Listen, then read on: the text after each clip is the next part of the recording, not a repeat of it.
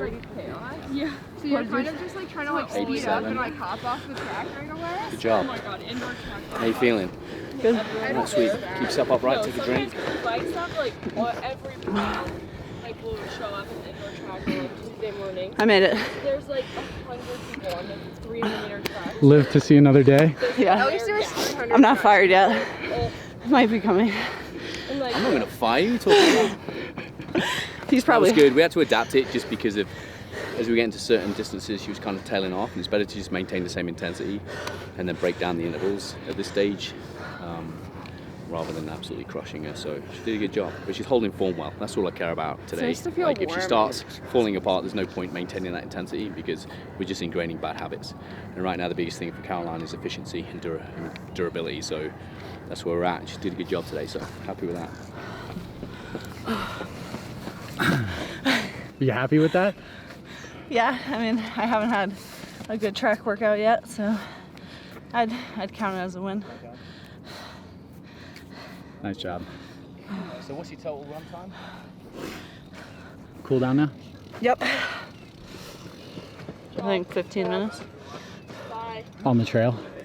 Depends on the day. Maybe the track, Good luck. maybe the grass, maybe the trail, maybe all three. I dig it. Well, usually my workout is warm up, run one interval, die, and then do the cool down. So at least I got a little bit more in between today. Did you get through the whole workout? Yeah, Nice. I did. Today the workout was supposed to be 1200, 2K, 2K, 1K, but for me it was 1200, 2K, 1200, 800, and 2 400s. So I haven't had a good track workout yet, so I'll consider this one a win.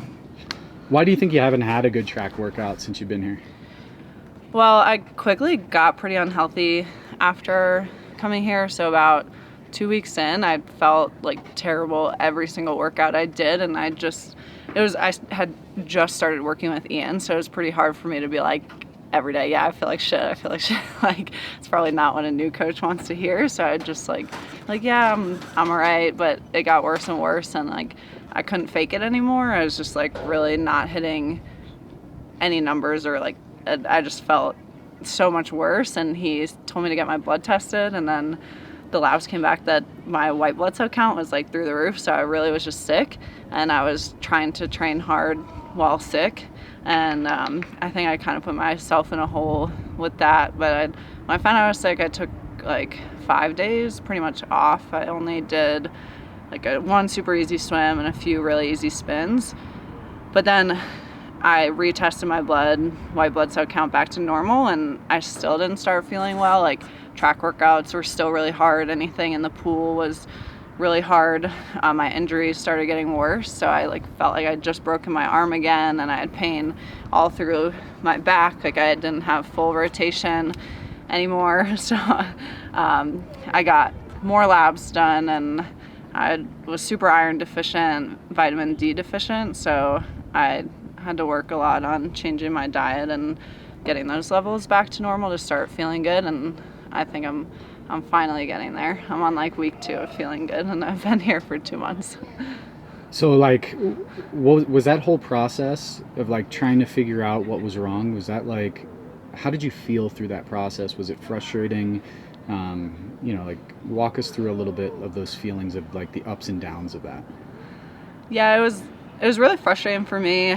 Ian talks about this a lot. Like, as athletes, we're almost like addicts. Like, we're not happy unless we're able to hit our workouts or feel good. And I think especially for me, exercise has always been like a source of stress relief, or like just something that was always a positive in my day, since I do work and like that's where my income comes from. So I'd work out to feel good, and now that there's more pressure around my workouts and like more eyes when I race, it was really frustrating to feel terrible every time I was training, and I was just wondering, like, is this really what I'm supposed to be doing? Like, should I even try to do this? Am I gonna feel like shit forever? Because it really seemed like there was no end in sight. Like, just every day was really rough.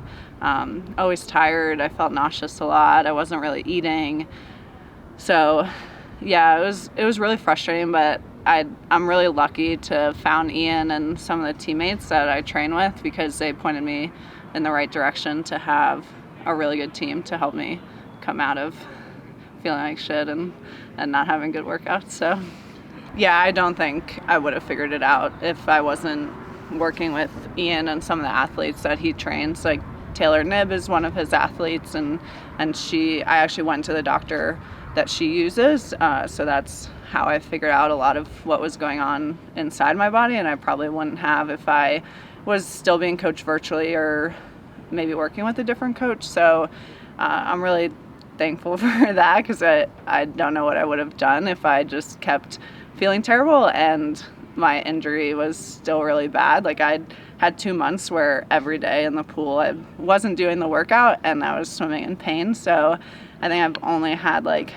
3 good swims here and maybe 2 weeks of pain-free swimming. So yeah, I'm really lucky to be working with Ian and then everyone that's around me. So is there anything that you learned that you feel like from this whole experience that you feel like you could share with other athletes or other female athletes, that they could maybe take something away from this? I think for me the biggest thing was, like, I've always been told how healthy I am by any doctor I've ever seen or like any test I've gotten done, and especially someone maybe moving to altitude or moving to a new environment and to like see what's going on inside your body, it's always worth it to get labs. It wasn't even something that I thought about, and then like these are things that I may have been deficient in all my life, but it was a lot harder to get away with it here, especially because I need to be like mentally and physically firing almost all day, because if I'm not training, I'm usually working, and if I'm not doing either of those, I'm probably eating, and if not that, I'm trying to sleep. So my day is pretty busy, and it's really helpful for me to know exactly what's going on inside my body and how to optimize that. So I think for everyone, even if you feel healthy, like there might be something that you can improve on. All right, so we're done with the track. So first workout done for the day. I have about 2 hours until swim starts, but not gonna go home because home is 20 minutes in the other direction and then swim is 30 minutes back the same way. So we'll grab some food, I'll swim, and then I'll head home and bike at some point today. All right, so why don't you tell us what you do for work? All right. A lot of people ask me this, and I usually give a super vague answer because I try to keep work separate from training, separate from personal life. But my job title is Senior Program Manager, Driver Training and Program Analytics. So in like a short version, I run a data analytics team for North America driver training. So any of the vans that you see delivering Amazon packages to your front door, all of those drivers have to get trained, and the training program is a huge cost to the business, and if we train the drivers effectively, they'll deliver effectively, and we take so much data on demographics of drivers, their performance in training, their performance coming out of training, then long-term in their role, and I run the team that analyzes all that data and then helps the business make decisions on how they might redo their training or what might be lacking or what can be improved upon. So my team consists of business intelligence engineers and business analysts that are way smarter than I am, and they write the fancy code and stuff like that, and I help decide what we might code and what we'll display and what we'll give to the team, and explain different correlations or analysis to business stakeholders. So I work with the director and his direct reports, so senior level leaders that run different parts of our larger team, and then we pull all the data that they request and then also decide what might need to be looked at and help them make decisions. So I don't know, it's hard to explain Amazon when you're not working there, but yeah, we have a lot of data. I look at a lot of numbers every day. I've settled into the schedule of, on my recovery days, I am fully focused on work, and that's when I'll give the most to my team and try to set my week up for success. So Monday is a recovery day, which also happens to be a really busy business day, so it fits nicely into my schedule. I stack almost all my meetings on Monday and set the team up for success for the rest of the week. And then Friday is also a recovery day, so I'll close out the week primarily focusing on work. Ideally not as many meetings because it's Friday, but and no one likes meetings on Friday, but it happens. And then Tuesday, Wednesday, Thursday are quality days for us training. So I do swim, bike, and run all 3 days and also work. So it kind of goes work, train, all 3 days. And I try not to have many meetings just because like I'm a little all over the place. But if I have to, I will. And then Saturday and Sunday, I'm fully focused on training, and I do not even touch my computer at all. Yeah, I think being able to be flexible and shift schedules is really important. Like in a company like Amazon, there could be fires that you have to put out, come up really quickly, and I mean, it is my job to tend to things if they're like business critical. So some days that might mean that I can't drive 30 minutes to go swim, and I just ask for the swim workout and go swim at the pool 5 minutes from my house at a different time. Or Thursdays, for example, we have pretty long bike rides, and sometimes I can't go outside for 4 hours without being able to touch anything for work. So I'll do that on the trainer, and I'll work and train at the same time, which is not ideal, but sometimes it's what has to get done to make it all fit. I think as much as someone can, like, to work when you're working and train when you're training, and I just said I can't do that all the time, so it's not fully possible. But I think something that also really helps me is I do keep work at work. So this is probably the first time that I've like actually explained more in depth what I do. So like I don't really like to talk about work when I'm training, and the people I work with hardly have an idea what I do in training. And to me that just helps because like I keep parts of my life separate. So when I'm working, I'm focused on work, and that's like the side of my person that I am at that time. And when I'm training. So I think that's a good way to like compartmentalize and keep the things separate. But in terms of balance, I think like being pretty strict to your schedule and not letting some other things get in the way. Like for me, that's meant figuring out food. Like just eating has been a struggle for me. So finding people to help in other aspects of your life to make that stuff easier is critical. Like if I don't have to think about what to eat and when, and I just like can look at a paper and it tells me, then that's a lot easier than like having another thing to think about during the day, especially when I'm training for 5 hours and also expected to work 8. So yeah, I don't know. It's not perfect. So I don't know if I'm the best person to give advice yet. So we're heading to Longmont YMCA where I'll go do my swim with the group. We just had coffee in between track and swim. I kind of feel like an actual athlete today because I didn't have to go run to work and take calls or anything in between. So pretty chill, and yeah, it'll be a pretty easy swim on Tuesday, usually just aerobic maintenance. So sometimes it's not as chill as Ian thinks, but we're in a yard pool now, so the intervals are easier. Good deal. Is it always a group swim on Tuesdays? And how do you like swimming like with the group? It is. So we swim 4 times a week as a group, Tuesday, Wednesday, Thursday, and Saturday. Wednesday and Saturday are hard. I like swimming with a group. I think swimming is the hardest thing for me to do by myself and actually like really push the pace. I am certainly not the fastest one in the pool, probably the exact opposite. So it's really motivating for me to swim with some really fast swimmers, especially when we do threshold sets. Because, I don't know, when you're swimming with people faster than you, it makes you go faster. So, yeah, I think even just seeing, like, when I do swim by myself or recovery swims, I'm, like, really, I'm not even swimming, I'm, like, floating.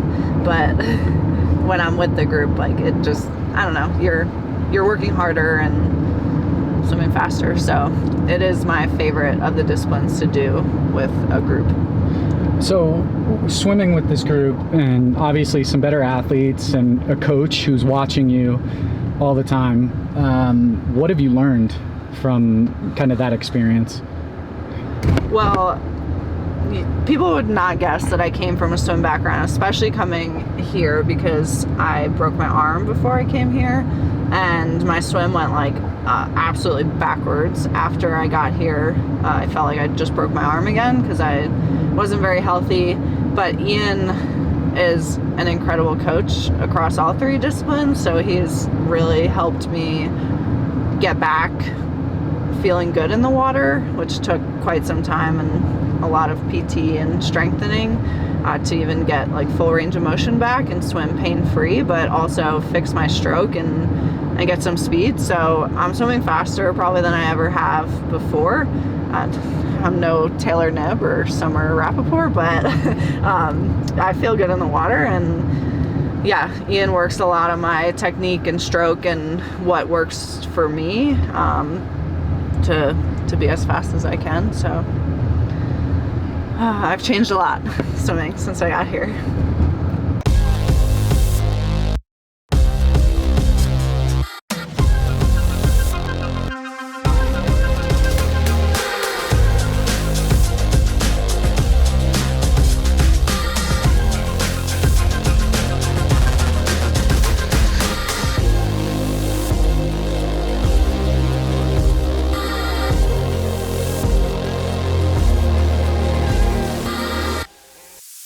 Yeah, so the swim was standard warm-up. We do 1K of 400 easy choice, and then 3 200s. And then our set was 12 200s, so not super exciting today, but just aerobic maintenance. So like pretty steady pace, nothing crazy, good rest. 4 were breathing every 2 with a gallop, and then 4 were pull, and 4 were 100 IM, 100 free, and then cool down. So total 3,700 in the nice and hot YMCA pool. So, but it was good. About like 2 hours after finishing the run, so I had time to chill and eat. On a standard day, I'd be working in between, so a little more chill for me today, which was nice. I felt pretty good going into the swim, coming out of a harder run. I think I ran like 14K total this morning on the track. Usually running takes a lot out of me, or like the past couple months it has, having low iron and being in a pretty high calorie deficit and not having good glucose control. But I had protein with salt and orange juice right after the run, and then I ate a RX bar, which is like dates and nuts and egg whites, and then I had one other thing, but I don't remember, applesauce. And so I think I did pretty well in between run and swim to be fueled enough for the swim. And then yeah, I felt pretty good swimming, which was surprising because I thought I'd be kind of dead after the run. Awesome. So then let's talk about, what does the rest of your day look like? So today I'll have just a easy 1 hour spin to finish out the day. I'll probably do that later. I'm pretty dehydrated. We went in the sauna right after swimming because we do heat prep. So St. Anthony's will be a pretty hot race, especially coming from Boulder. It's been cold here and it's really dry, and Florida will be hot and humid. So we go in the sauna a few times a week to train the body to sweat. And I don't know, Ian would explain it a lot better than me. I just do what I need to do. But yeah, I'll eat a lot, drink a lot, and then do an easy spin later today. I appreciate everyone watching and following along for a Tuesday. I'm looking forward to sharing more since I am feeling better now. I think the first couple months honestly were rough, and I was pretty quiet.